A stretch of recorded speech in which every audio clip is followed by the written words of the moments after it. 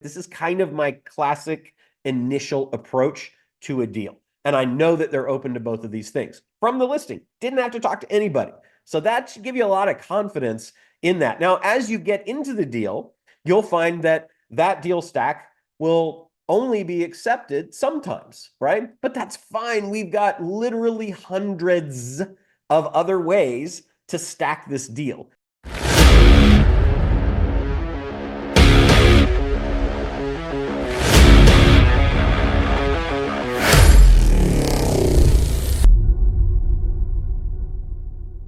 How do you fund your deals with zero out of pocket? You're going to create what we call the deal stack. And we call it a deal stack, as you'll see, because we say, we start with the price the seller wants that we're going to offer that they need to pay and or be paid. And then our desire is to have zero out of pocket. And so the difference is called the gap. And I've got a graphic for you. But what we do is we basically slice up these several hundred different strategies, starting with the most common and then working to more, esoteric ones as we go. But we're really just looking to have all these like Lego blocks that go on top of each other to fill the gap between our desire to pay zero out of pocket and the seller's desire to have a lot of cash. Okay. So we call that the deal stack. And we've identified, as I mentioned, over 220 different ways. There are 220, I believe, that we have listed out.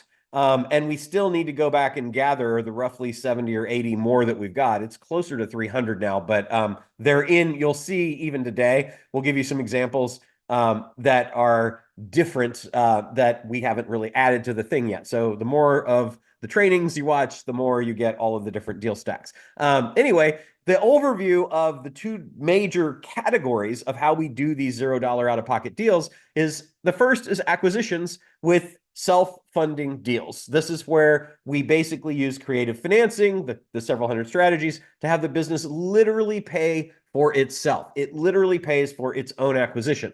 The second way, you've heard us talk about CFE, or consulting for equity, and this is where you're providing services that the business needs or wants, and you get ownership and income in exchange for that.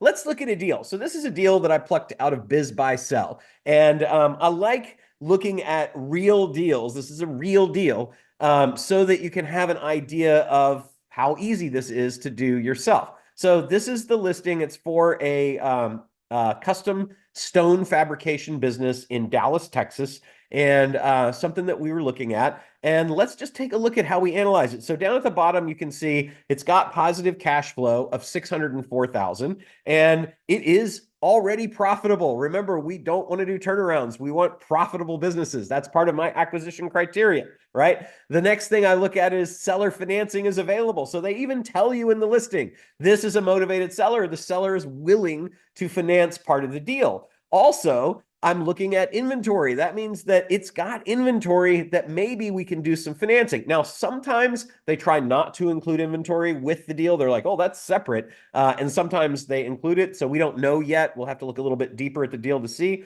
but we'll do that on the next slide. Okay. And then we've got owner absentee. Owner absentee is perfect. That means that there's a management team that's in place and the owner isn't there. The owner is literally absent from the business. My kind of business, I don't want to have to work in it. No jobs for me. Stay off the org chart, stay off the business, right? Okay, so that looks good. And then last but not least, we move to the detail page, right? So the detail page of that same listing is what you're looking at right now. And let's take a look in a little bit more detail. Okay, we know the inventory was 586, so that's good, but was it included? Yeah, it is here. Great, perfect. It says the inventory is included in the asking price. The next thing I want to look at is FF&E. FF&E stands for furniture, fixtures, and equipment. That's basically all the stuff the business has, like machines, computers, desks, furniture, all that kind of stuff. That's considered FF&E. There's almost 1 million of that. And is it included in the business? Yes, it is. They tell us right there. So now we know that we've got 920K that we can play with for FF&E in the deal. We know that it was established in 1998, so it's been around for a long time. My criteria is 5 years. 98 is definitely more than 5 years ago. We like to have at least 10 employees. It does indeed. It's got 38, and they already said it's owner absentee. So that's really good news. And we know that they have financing that they're offering, and it is negotiable. So that's fantastic. This is like right up our alley. So we can do this deal old school where we look at the deal stack. So this is, like I said, we're stacking the creative funding strategies to get us from zero to whatever the seller wants. In this case, on the right side, you see it's a $2 million purchase price. The gap is the difference between 2 million and zero out of pocket that we desire to pay. So we got a $2 million gap to fill. Let's see how we could do that. Well, remember I gave you the target analysis data sheet, okay? So the target analysis data sheet is just the information that we need to be able to figure out if we can do a deal. Now, keep in mind, we haven't even talked to the seller yet, okay? But even having not talked to the seller, we know from the listing that several of the aspects of this business meet our acquisition criteria. So it's a check, let's follow up. But before I talk to the seller, I can still take some of the things that are listed in the listing and start filling out my sheet because I don't need to ask them those questions. Now, I might ask them again when we talk, just so I, have something to talk to them about, but or to confirm. But it's really cool. I can start figuring out how I can fund this deal before I even talk to the seller, so I have an idea of where I'm going when I'm talking to them. But this data sheet is going to be critical for us to figure out the offer. So I take the data that was in the listing and I fill it out on the sheet. And now I know two of the assets for sure. I have suspicion that they have cash. I have suspicion that they have accounts receivable, people they've billed that haven't yet paid, and probably raw materials and work in process and some other things too.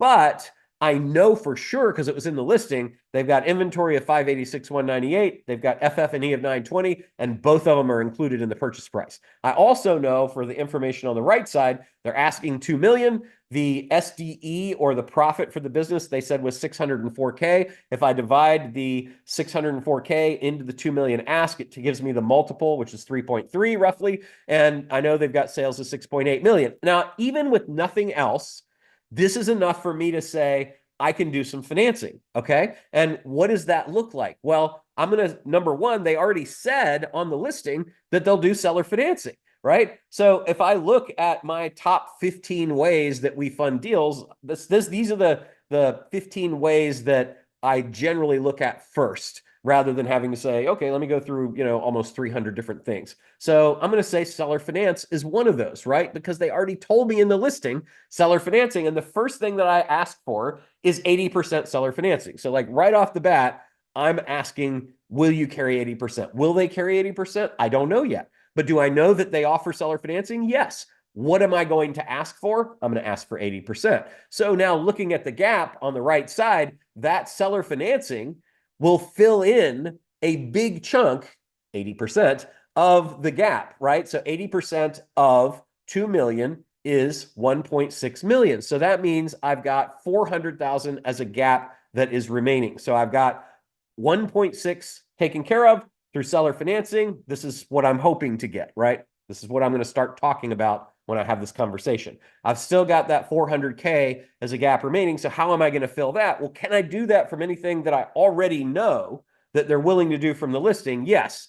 They also, in the listing, talked about financing being negotiable. That generally means that they're open to something called an earnout. An earnout is an agreement to pay typically 10 to 40% of the purchase price over a period of time between 1 and 4 years, on the condition that certain things happen in the business. So if what the seller said the business is going to hit in terms of sales or profits in year 2, 3, 4 in their projections, if key customers stay, if key employees stay, you don't have any obligation to pay an earnout unless whatever event you have agreed on with the seller actually takes place. It's a way to protect yourself. It is very, very common. Like I said, between 10 and 40%. I know that they're open to creative financing because they said they are in the listing. So I'm going to use the earnout for the remaining 20% to fill that gap. So basically now I've got 80% seller financing, 80% times 2 million purchase price would be 1.6. And then The remaining 20% of 2 million is 400K. 400K is going to be done through Earnout. I use two strategies to start with. This is kind of my classic initial approach to a deal. And I know that they're open to both of these things from the listing. Didn't have to talk to anybody. So that should give you a lot of confidence in that. Now, as you get into the deal, you'll find that that deal stack will only be accepted sometimes, right? But that's fine. We've got literally hundreds of other ways to stack this deal.